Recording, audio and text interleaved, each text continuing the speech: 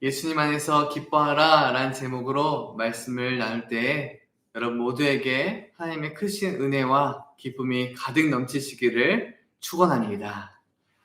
오늘 말씀 시작에 그리스도 예수 안에서 라는 성경 본문이 나옵니다. 무슨 의미일까요? 우리가 자주 쓰면서도 무슨 의미인지 알지 못하고 사용한 때가 있지 않겠습니까? 헬라어로는 and, 영어로는 in, 뭐뭐 안에서, 누구와 함께라는 의미로 사용되고 있습니다. 그렇다면 이게 무슨 말씀입니까? 예수님 안에서 우리가 있다. 예수님과 함께 있다라는 말씀이겠죠. 우리는 이 집 안에 지금 있습니다. 그래서 이렇게 눈과 바람과 또 추운 이 바람으로부터 보호를 받고 있습니다. 따뜻한 공간 안에서 예배를 드리고 있죠. 예수님 안에서 예수님과 함께 있다면은 우리는 모든 것으로부터 보호받고 있고 또 보호받으며 살아갈 수 있는 것입니다. 기쁨과 평안을 누리며 살아갈 수 있다는 것입니다. 빌립보서 말씀을 기록한 바울도 지금 예수님 안에 있습니다. 분명 육신은 감옥 안에 있지만 예수님 안에 있다라고 말씀합니다. 감옥 안에 있어도 예수님 안에 있으니 어떻습니까? 마음이 기쁨과 평안함 가운데 이렇게 편지를 보낼 수 있었던 것입니다. 그는 지금 주님과 함께 주님 안에 거하고 있습니다. 사랑하는 여러분, 여러분은 지금 누구와 함께 있고 누구 안에 계십니까? 무엇이 당신의 기쁨과 평안을 빼앗습니까? 어떤 사람들은 부정적인 생각을 버리고 긍정적인 생각을 하라. 그럼 행복하다라고 이야기하곤 합니다. 된다. 이렇게 생각하라고 해요. 이것은 마인드 컨트롤입니다.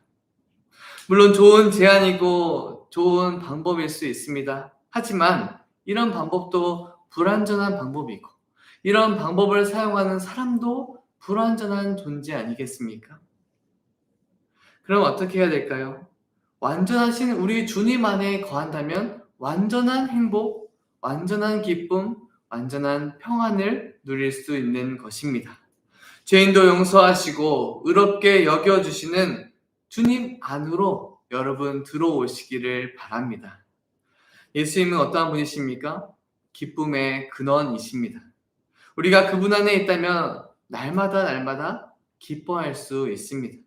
여러분 날마다 기뻐하시기 바랍니다. 그 기쁨의 시작은 예수님 안에서부터 시작된다는 것을 꼭 기억하시기 바랍니다. 오늘 말씀을 통해서 예수님 안에서 기뻐할 수 있는 저와 여러분들의 인생길이 되시기를 주님의 이름으로 축원합니다. 첫 번째로 우리가 기억해야 될 것은 무엇을 기뻐해야 될까요? 예수님 안에서 예수님의 종됨, 그리스도의 종됨을 우리는 기뻐해야 합니다. 여러분, 세상에 두 부류의 사람이 존재합니다. 한 사람은 하나님과 단절된 사람이고요. 다른 한 사람은 하나님과 화해한 사람입니다. 중간도 없고 또 밖에 있는 사람도 없습니다. 예수님을 구원자로 믿는 사람은 어떠한 변화가 생깁니까? 하나님과 화해합니다. 하나님께 용서를 받을 수 있는 자가 됩니다. 이것이 어떻게 가능할까요? 예수님께서 우리의 중보자, 우리의 중재자가 되시기 때문에 예수님을 믿는 사람은 하나님과 이렇게 화해한 상태가 될 수 있는 것입니다. 예수님께서 하나님과 우리 사이에 막혔던 담을 허무셨습니다. 예수님을 믿음으로 여러분도 예수님 안으로 들어오시기 바랍니다. 여러분 어떤 사람이 있었습니다. 하나님 나라가 너무너무 궁금했어요. 영원한 생명을 궁금해했습니다. 내가 영원한 생명을 얻었나? 그 사람이 늦은 밤에 한 사람을 찾아갑니다. 그 사람이 바로 니고데모고 찾아간 분은 예수님이십니다. 그때 예수님께 당신은 분명 하나님께서 보내신 사람이 맞다. 그런 능력 있는 역사를 일할 수 있는 것은 하나님의 능력으로 하는 거다 라는 말을 걸었습니다. 근데 예수님께서는요 뜬금없이 그래 나는 하나님께서 보내받은 사람이야 라고 답하지 않고 뭐라고 말씀하셨냐면은 니고데모야, 너는 거듭나야 돼. 다시 태어나야 돼. 라고 말씀하셨어요. 갑자기 뜬금없는 이야기를 하셨던 것입니다. 거듭나야 너는 하나님 나라를 볼 수 있고, 거듭나야 너는 영원한 생명을 얻을 수 있어. 라고 말씀하시면서 너가 잘 아는 구약 말씀, 니고데모가 잘 아는 구약 말씀을 말씀하십니다. 요한복음 3장 14절과 15절 말씀 제가 읽어드리겠습니다. 모세가 광야에서 뱀을 든 것 같이 인자도 들려야 하리니 이는 그를 믿는 자마다 영생을 얻게 하려 하심이니라. 이 말씀의 배경은 광야길에 이스라엘 백성들이 하나님을 원망했던 사건, 그래서 그들이 불뱀에게 물려서 죽을 위기에 처했습니다. 그때 하나님께서는 그들이 구원에 이르도록 길을 열어주셨는데 무엇입니까? 놋뱀을 높이 장대에 매달아서 그것을 보는 자는 구원을 얻을 수 있다라고 말씀하셨어요. 본 사람은 구원에 이르고 보지 않는 사람은 죽음에 이르게 되었습니다. 이 말씀처럼 지금 니고데모에게 무슨 말씀하시나요? 나를 바라봐야 된다. 나를 보고 믿음으로 거듭날 수 있다는 것을 가르쳐 주신 거예요. 사랑하는 여러분, 여러분도 새해 시작할 때 무엇을 보시겠습니까? 예수님을 바라보시기 바랍니다. 지금도 바라보시기 바랍니다. 예수님 안으로 들어와야 영원한 생명을 얻을 수 있고 하나님 나라를 볼 수 있는 것입니다. 어떤 분들 이런 얘기해요. 지금 믿으면 하고 싶은 일들 못하니까 죽을 때쯤에 믿겠다는 분들이 계십니다. 여러분, 그것이 말이 됩니까? 내가 언제 죽을지 모르는데 그것은 불가능한 일입니다. 안 믿겠다는 것과 같은 말입니다. 사랑하는 여러분, 예수님을 믿는 것으로, 믿음으로 천국에 가는 것이 성도의 목표가 아닙니다. 예수님 안으로 들어와야 하나님 나라에 들어갈 수 있다고 말씀드렸죠. 성도는 하나님 나라를 이미 하늘에서 이루어진 것처럼 이 땅에서도 이루어진 것을 날마다 보려고 애쓰는 사람, 날마다 누리려고 애쓰는 사람이 바로 성도 아니겠습니까? 우리는 그 일을 위해서 부름받았습니다. 어떤 역할로 부름받았습니까? 예수님의 종으로 부름을 받았습니다. 1절 말씀 보겠습니다. 그리스도 예수의 종 바울과 디모데는 그리스도 예수 안에서 빌립보에 사는 모든 성도와 또한 감독들과 집사에게 편지한다라고 말씀하세요. 근데 자신을 어떻게 표현하고 있습니까? 나는 예수님의 종이야 라고 말합니다. 당시에 빌립보에 사는 많은 사람들은 대부분 종이었습니다. 이 말씀을 듣고 있었던 크리스찬들도 대부분 아마 종이었을 것입니다. 너무나 익숙한 사회 지위. 오늘날로 말하면 어떻게 표현할 수 있을까요? 투표를 할 수 있는 국민, 시민권자, 혹은 시민권이 없는 외국인, 이렇게 표현하면 어떨까요? 마치 이렇게 두 부류로 분리될 수 있는 것처럼 당시 빌립보에도 자유인 아니면 종으로 두 부류의 사회 이치를 가진 사람들이 살고 있었습니다. 하나님 나라의 백성으로서 살아가는 우리는 이 땅에서 분명 하늘에는 시민권을 갖고 있지만 이 땅에서는 빌립보 지역에서 종으로 살아가고 있던 많은 크리스천들에게 바울은 여러분들은 예수님의 종입니다. 황제 시저의 종이 아니라 예수님의 종이다라는 것을 말하고 있는 것입니다. 무엇보다 종은 하찮은 존재가 아니라 많은 특권을 가진 존재입니다. 무엇입니까? 예수님의 보호 아래 있는 사람, 그리고 다른 하나는 복음 전파를 할 수 있는 특권을 가진 그리스도의 종이 된 것입니다.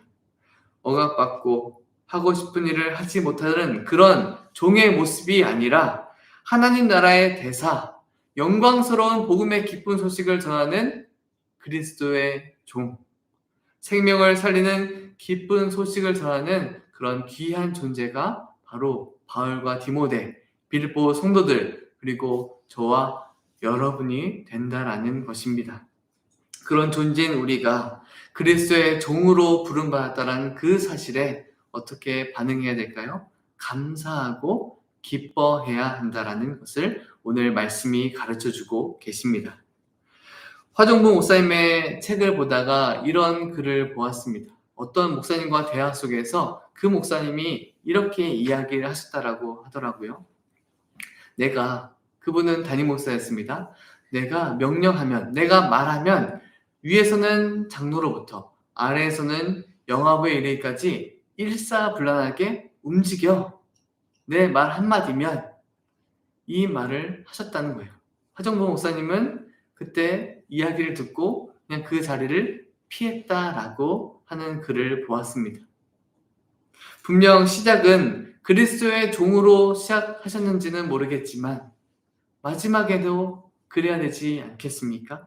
갑자기 사장님 같은 말, 왕 같은 말로 그렇게 명령하는 존재가 크리스찬이 아니라는 것입니다. 사랑하는 여러분, 그리스도의 종으로 정말 부름받은 것을 확신한다면 종됨에 감사하고 섬기는 자리에 앞장서서 찾아가시기 바랍니다. 당신은 종으로 부름받았는지 또 아닌지를 여러분 생각해 보시기 바랍니다. 누구에게 명령하라고 세워진 위치와 자리가 아니지 않겠습니까? 높은 자리를 사모하는 것이 아니라 낮은 자리를 사모하고 섬기는 자리로 내려가는 모습, 그것이 바로 주님을 섬기는 자의 참된 모습일 줄 믿습니다. 우리 주님이신 예수님, 우리를 섬기시려고 낮은 자리에 인간의 모습으로 오셨고 십자가에 달리셨습니다. 우리를 섬기려고 오시고 사랑하려고 오셨던 주님을 여러분 꿈에서라도 잊지 마시기 바랍니다. 그렇게 행동하는 여러분의 또 삶과 말과 행동을 통하여서 사람들이 그 모습을 보고 주님께로 나올 줄 믿습니다. 그렇게 될 수 있기를 주님의 이름으로 축원합니다. 두 번째로 기쁨의 원인, 기쁨의 이유, 복음을 위한 일에 우리가 참여하고 있기에 여러분 기뻐하시기 바랍니다. 감옥에 갇혀서 언제 생명을 잃을지 모르는 그런 상황 속에서 여러분 바울이 어떻게 기뻐하라 라고 했을까요? 여러분 기뻐하세요. 내가 이 갇힌 것도 기뻐하시고 내가 죽을지 모르는 것도 기뻐하시고 여러분들의 삶 속에서도 기뻐하라 라고 권면하고 있습니다.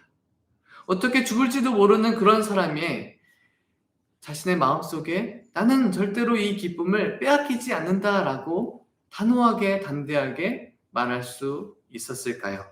그것은 주님의 종으로서 부름받아 참된 그 역할, 정말 귀한 역할, 복음을 위한 일에 참여하고 있다는 사실에 영광스러워했습니다. 볼까요? 5절입니다. 너희가 첫날부터 이제까지 복음을 위한 일에 참여하고 있기 때문이라. 빌립보 교회는 바울이 개척한 교회입니다. 그때 바울이 전도하고 또 전도했을 때 한 사람 또 한 사람 이렇게 찾아왔겠죠. 얼마나 기뻤을까요? 그들이 복음을 받아들이고 바울이 말씀을 가르치고 또 예수님을 영접하는 그런 모든 상황 속에서 얼마나 기뻐했을지 여러분 상상해 보시기 바랍니다. 그리고 바울이 다른 지역으로 선교를 떠나고 지금은 감옥에 갇혀서 이제 평생 보지 못할 수 있는 상황에 놓였지만 빌립보 교회 성도들은 그 자리를 지키고 복음을 지키고 교회를 지켰습니다. 그 소식이 바울에게 들려지니 바울이 얼마나 기뻐하고 있나요? 또 감사하다라고 표현하고 있습니다. 3절과 4절입니다. 내가 너희를 생각할 때마다 나의 하나님께 감사하며 간구할 때마다 너희 무리를 위하여 기쁨으로 항상 간구한다. 하나님께 감사한다고 합니다. 빌립보 교회 성도들을 생각하면 생각할수록 감사가 있고 그들을 생각하면 생각할수록 기쁨이 넘친다라고 말씀합니다. 그리고 바울은 확신하고 있는데요. 우리 주님께서 빌립보 성도들을 통하여서 주님의 일을 반드시 이루실 거다라는 확신을 갖고 있습니다. 사랑하는 여러분, 이 장면을 한번 상상해 보시고 또 기억해 보시기 바랍니다. 하나님은 바울과 모세처럼 어떠한 대단한 사람, 영적인 사람, 능력 있는 사람을 통해서만 일하지 않으시고 무명의 성도들이 모여있는 빌립보 교회와 그 성도들을 통하여서 빌립보 지역을 복음화하고 또 그들이 교회를 지키고 진리의 말씀을 지키고 있다는 사실을 통하여서 여러분은 무엇을 배우고 깨닫게 되십니까? 복음을 위한 일에는 남녀노소, 지위, 고하를 막론하고 하나님께서는 반드시 사용한다라는 것입니다. 어떤 분들은 저 사람은 왜 저렇게 행동할까? 저 사람은 왜 저 모양일까? 이렇게 늘 평가하는 사람들이 계십니다. 여러분, 그런 모습은 자기 자신의 신앙을 갉아먹을 뿐이죠. 교회는 교양 있는 사람들만 모이는 것이 아닙니다. 거룩한 사람들만 모이는 것도 아닙니다. 허물을 덮어주고 또 약함을 또 보듬어주는 세상에서 볼 수 없는 또 불가능해 보이는 사랑하고 용서하는 공동체가 바로 교회 아니겠습니까? 예수님 안에서 그런 일들이 가능하고 지금도 역사하고 있습니다. 복음으로 교회가 회복되고 복음으로 빌립보 지역이 새로워지고 복음으로 한 영혼을 구원하는 놀라운 일에 여러분들이 지금 참여하고 계신 것입니다. 여러분은 혼자가 아닙니다. 사랑하는 여러분, 주님께서는 주님 안에서 여러분 한 분 한 분을 또 교회의 성도들을 통하여서 함께 일하고 계십니다. 그래서 바울도 이렇게 말하고 있어요. 6절입니다. 너희 안에서 착한 일을 시작하신 이가 너희 안에서 빌립보 교회 성도들 안에서 이 일을 시작하신 이가 언제까지 이루십니까? 그리스도 예수의 날까지 이루신다라는 것을 바울은 확신하고 있습니다. 그리스도 예수의 날은 예수님의 재림의 날까지 이 일을 이루신다라는 것. 복음을 위해 참여하는 일, 나 혼자 하는 것이 아니라 성도들이 함께하고 있다는 것을 우리에게 가르쳐 주십니다. 여러분, 저는 지금으로부터 한 14년, 15년 전에 뉴질랜드에 1년 동안 단기 선교사로 또 다녀왔습니다. 그때 1년 동안 또 열심히 섬기고 또 즐겁고 기쁘고 또 슬프고 어려운 일도 있었는데요. 선교사라고 하면은 많은 분들이 정말 어려운 일을 했고 대단한 일을 했고 또 이렇게 그렇게 어려운 일들을 어떻게 하셨어요? 라는 그런 칭찬과 또 격려의 이야기들을 많이 해주시곤 합니다. 복음을 전하고 핍박당하고 세례를 베푸는 일들, 그런 일들만 하지는 않다라는 것은 여러분도 잘 아시죠?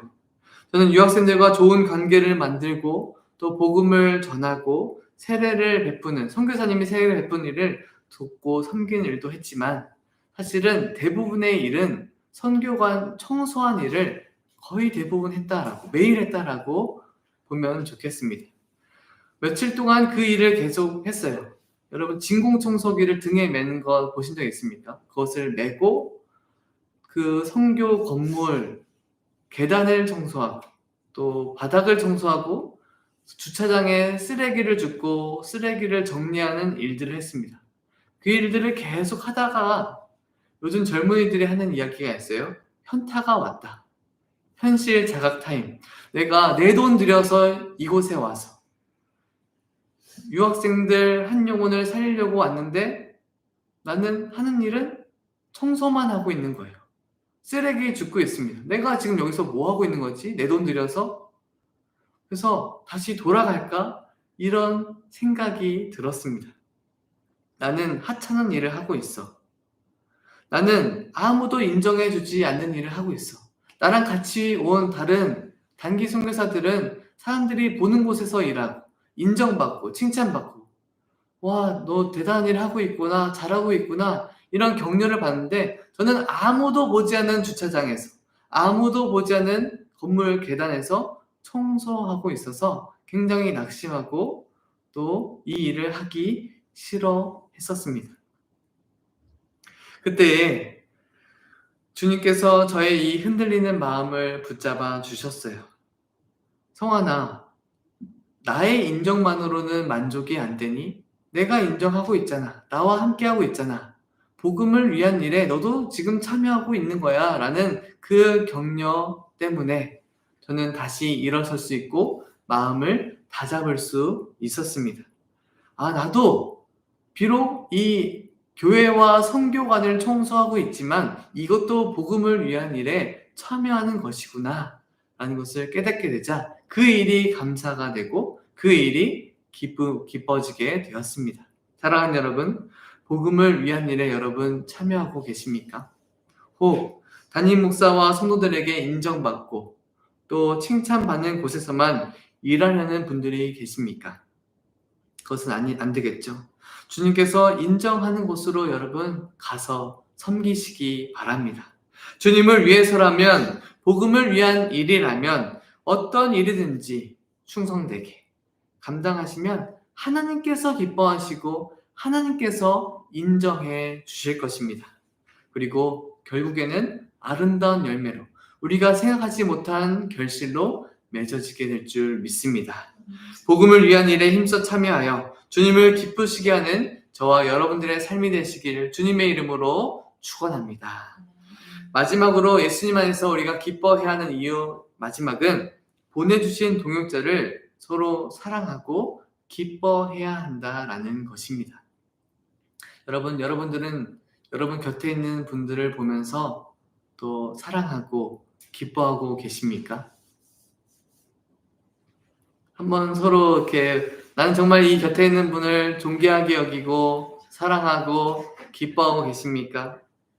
어떤 분들은 곁에 있는 이 소중한 존재를 보지 못하고 하찮게 생각하거나 그냥 원래 거기 있으니까 거기 있는 사람으로 그냥 대충 생각하시는 분들이 계신 것 같아요. 곁에 있는 가족, 곁에 있는 나의 직장 동료, 교회 성도들, 여러분 어떠한 존재입니까? 하나님께서 보내주신 내 곁에 함께하는 사람으로 보내주신 사람이라는 것을 여러분 잊지 마시기 바랍니다. 그분들은 존귀한 분들입니다. 그 사람들을 귀하게 여기지 않고 더 좋은 사람을 보내주세요. 새로운 동역자를 보내주세요. 능력 있는 사람, 나에게 도움이 되는 사람, 유익이 되는 사람, 그런 사람 보내주세요. 내가 잘 되게. 혹시 이런 생각을 가지고 또 이렇게 기도하는 분들 계십니까? 여러분 좋은 사람 만나게 해주세요. 새로운 동역자, 능력 있는 사람 만나게 해주세요. 분명 필요한 기도입니다. 그러나 무엇보다 중요한 것은 지금 내 곁에 있는 사람에게 잘하고 사랑하고 최선을 다하는 것이 첫 번째 아니겠습니까? 내 곁에 있는 사람부터 잘 섬기고 사랑하는 것이 제일 우선이 되어야 할 것입니다. 빌립보 교회 성도들은 바울의 위치가 지금 어떻게 바뀌었든지 상관없이 사랑했고 소중하게 여기고 있습니다. 7절 말씀 보겠습니다. 내가 너희 무리를 위하여 이와 같이 생각하는 것이 마땅하니 이는 너희가 내 마음에 있으며 나의 매임과 복음을 변명함과 확정함에 너희가 다 나와 함께 은혜에 참여한 자가 됨이라. 지금 바울은 나는 지금 묶였다, 매였다 라고 말하고 있습니다. 변명하는 자리에 섰어요. 변명하다는 건 뭐예요? 판사 앞에서 변호하고 있는 거예요. 어떤 상황입니까? 감옥에 갇혀서 자신을 변호하고 언제 처형당할지 모르는 상황 속에 지금 살고 있는 것입니다. 복음 때문에 감옥에 갇히고 죽음에 이르게 되었지만 그런 것은 상관하지 않고 바울 존재만으로 사랑했던 빌립보 교회 성도들, 그들이 바울과 복음을 전한 일에 함께 참여했다. 함께 은혜에 참여한 자가 되었다. 끝까지 바울을 사랑하고 포기하지 않았다라고 말씀하고 있습니다. 바울은 이 빌립보 교회의 동역자들을 생각하면 생각할수록 감사하고 기쁨이 넘쳤던 것이고 또 반대로 빌립보 교회 성도들도 비록 노인이고 힘없고 우리에게 어떠한 도움도 줄 수 없는 상황이지만 바울을 사랑하고 귀하게 여기고 또 열심으로 도우려고 애쓰고 있었다라는 것을 우리는 말씀을 통해 배우게 됩니다. 여러분, 우리나라 속담에 정승집 개가 죽으면 또 장례식에 참여하고 찾아간다고 하는데, 반대로 정승이 죽으면 아무도 안 찾아간다라는 말이 있습니다. 이런 속담이 왜 있겠습니까? 높은 지위에 있는 사람에게는 굽신굽신 거리고 지금 나에게 필요가 없으면은 하찮게 여기고 무시한다라는 것을 속담을 통해서 우리는 알 수 있습니다.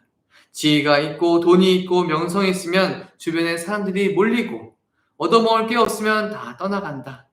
그런데 그런 것 상관없이 빌립보 교회 성도들과 바울의 관계는 서로 사랑하고 서로 기뻐하고 있다라는 것입니다. 당신의 어떠함을 상관없이 사랑해주고 여러분들의 어떠함을 상관없이 존귀하게 여겨주고 귀하게 여겨주고 관심 가져주고 계신 분들이 있습니까? 그런 분들이 있다면 여러분들은 복받은 인생입니다. 또 반대로 여러분도 복이 되는 인생이 되시면 좋겠습니다. 어떠한 사람에게 그 사람이 어떠한들 관심 가져주고 용서해주고 사랑해주고 용납해줄 수 있는 그런 사람, 저도 여러분도 그런 사람이 될 수 있기를 원합니다. 바울도 1차 전도 여행 때 도중 하차해버린 마가, 여러분 같이 으쌰으쌰 일하자 선교하자 갔는데 중간에 나 못하겠어요 가버렸어요. 얼마나 힘 빠집니까? 낙심이 됩니까? 그렇게 떠나버린 마가를 사도 바울이 어떻게 평가했을까요? 성경에는 없어요. 여러분들 한번 상상해 보시기 바랍니다. 여러분들이 바울이라면 도망쳐버린 마가를 어떻게 평가하시겠습니까?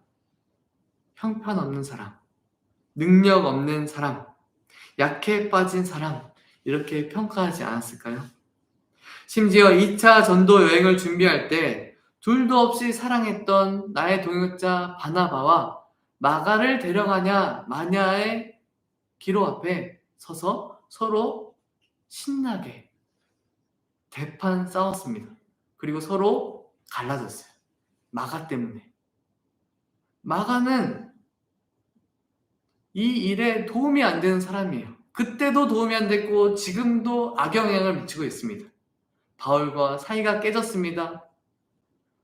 바울의 입장에서는 마가는 정말 있어서는 안 되는 사람, 정말 싫은 사람, 그런 존재였을 것 같아요. 제 상상 속에.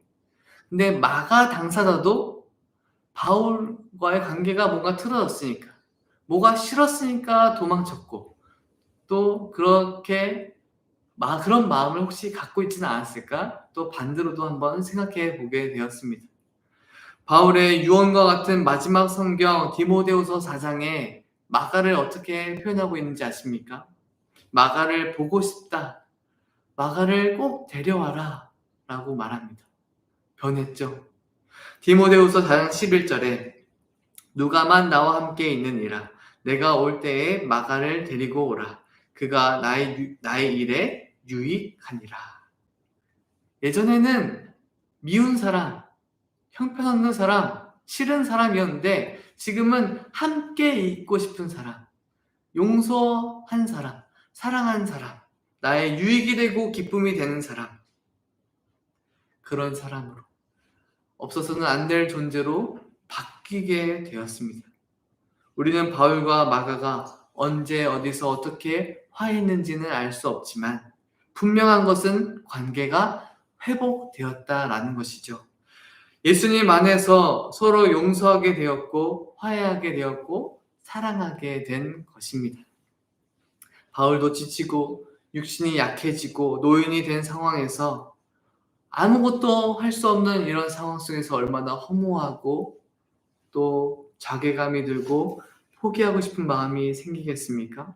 그때마다 나와 함께 해준 빌립보 교회 성도들, 지금도 나를 위해서 기도해주고 있는 빌립보 교회 성도들, 그들을 생각하니 기쁘고 그들을 생각하니 감사함이 들며 이 감옥에서도 이겨내고 견디고 또 영적 싸움에서 싸워서 승리할 수 있었던 것이죠. 차가운 감옥 안에 있지만 그들만 생각하니 그들을 떠올리니 기쁘고 흐뭇하고 예수님 안에 있으니 영적으로도 따뜻하고 기쁨이 넘쳤던 것입니다. 사랑하는 여러분, 목회자도 지치고 사도들도 넘어지고 힘들 때도 있습니다. 그때 누가 잡아줍니까? 곁에 있는 성도들이 붙잡아 줍니다. 함께하는 동역자를 통해서 새 힘을 얻습니다. 복음을 위한 일에 참여할 때 혼자 하지 않습니다. 혼자 하면 분명 넘어지게 되어 있죠. 그래서 전도서의 기자가 세격절은 쉽게 끊어지지 않는다라는 말을 하셨던 것입니다. 우리 주님은 우리에게 혼자 보내지 않으시고 늘 여러분과 같은 동역자를 보내주시고 또 온라인을 통해서도 함께 예배드리는 여러분들을 보내주셔서 함께 공동체를 만들어가고 서로 격려하고 힘을 얻게 해주고 계십니다. 여러분들은 혼자가 아니고 우리와 함께하고 있는 것입니다. 사랑하는 여러분, 여러분도 곁에 있는 사람을 소중하게 여기시고 또 사랑하시기 바랍니다. 그리고 무엇보다 주님 나라를 위해 함께 동역하는 사람을 소중하게 생각하시기 바랍니다. 얼만큼 소중하게 생각하고 사랑해야 될까요?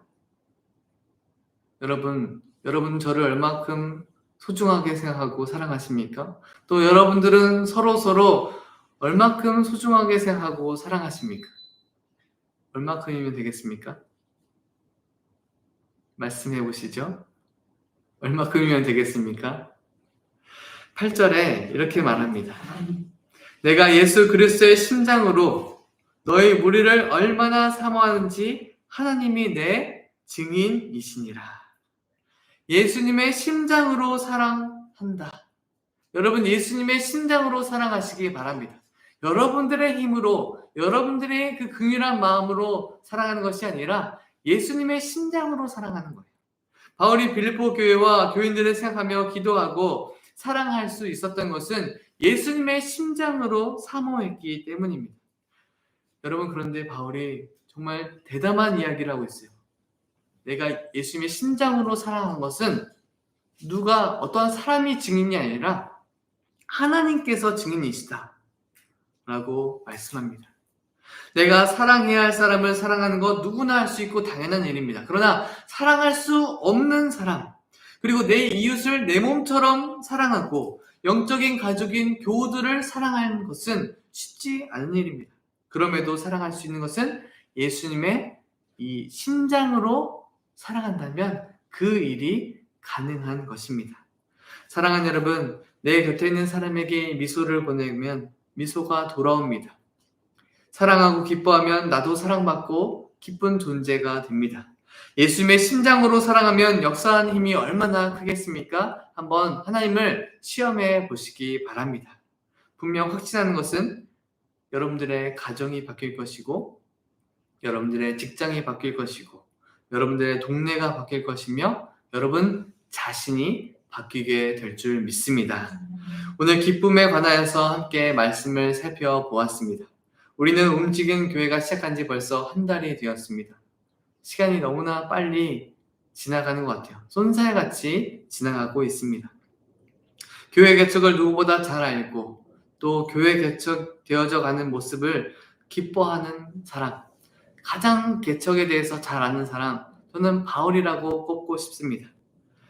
그가 수많은 교회를 세웠고 또 그 교회마다 예수님의 심장으로 사랑하고 기도했을 텐데 그는 감옥에서 빌립보 교회를 놓고 감사하며 기도하였습니다. 여러분들은 이 교회를 얼마나 사랑하시고 얼마나 기뻐하고 계십니까? 그리고 이 교회가 어떤 모양과 모습으로 세워져 가시기를 바라십니까? 저는 이 질문에 곰곰이 생각해 보았습니다.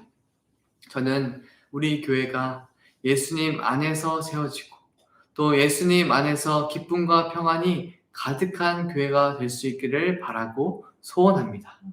한 달이 손살처럼 지나갔습니다. 앞으로 1년도 그렇게 지나갈 것 같습니다. 올해 마지막 12월 31일이 되어서 성도들이 이렇게 모이고 또 온라인으로도 예배 드릴 때에 한 해를 돌아보며 이렇게 생각할 수 있으면 좋겠습니다. 기쁨이 가득한 한 해였다. 예수님 안에서 참 기쁨이 가득한 한 해였다라고 평가될 수 있으면 좋겠습니다. 사랑하는 여러분, 날마다 기뻐하시기 바랍니다. 세상은 돈 안에서 기뻐하라, 권력 안에서 기뻐하라, 인기와 명성 안에서 기뻐하라라고 우리에게 자꾸만 유혹하고 있습니다. 그러나 우리 주님은 우리에게 이렇게 외치라고 명령하시죠. 예수님 안에서 기뻐하라. 2024년 우리는 움직이는 교회도 예수님 안에서 기뻐하라 라고 날마다 외칠 수 있는 교회가 될 수 있기를 바랍니다. 우리가 찾아가는 곳에 기쁨의 씨앗이 심겨지기를 원합니다. 우리가 남는 자리에 기쁨이 풍성해질 수 있기를 바랍니다. 우리가 만나는 사람과 공동체 안에 기쁨이 샘솟기를 바라고 소원합니다. 우리가 기도하고 바라는 이 모든 소원과 기도와 간구가 다 주님 안에서 이루어질 수 있기를 주님의 이름으로 축원합니다. 아멘. 기도하겠습니다.